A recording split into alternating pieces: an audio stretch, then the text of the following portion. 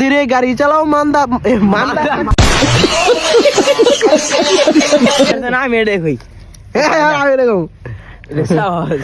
ধীরে ধীরে চালাও গাড়ি মাথা ঠান্ডা করে কি কম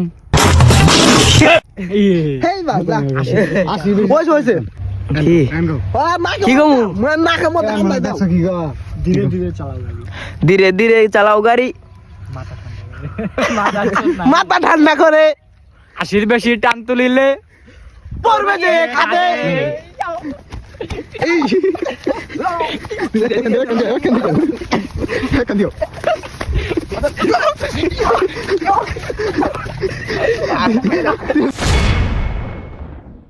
ধীরে ধীরে চালাও গাড়ি